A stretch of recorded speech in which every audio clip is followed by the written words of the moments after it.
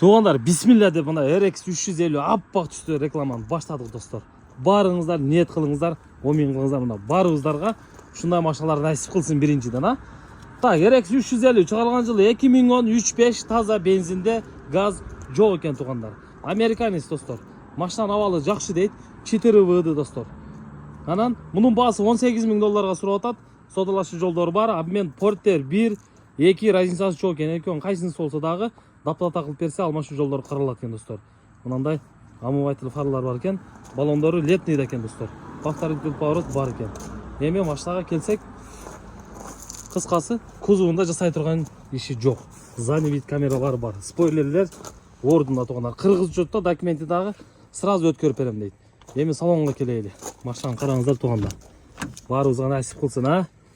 Так, электропакет, электросиденье, память сиденье 3 режимде екен достар. 3 режимде мынандай салонның жағымдылығын қараңыздар.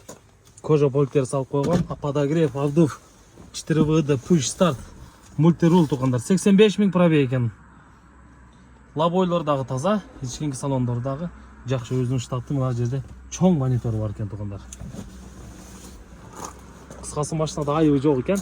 Мына жерін көрсетіп қойын, дағы бір текшерсеңіздер болады достар. Бәке. Так. Вау. Мощный туғандар. Четко машиначы.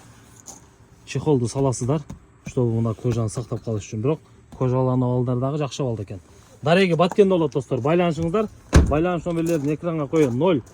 Так, 772 менен 89 82 21 номеріне байланышабыз.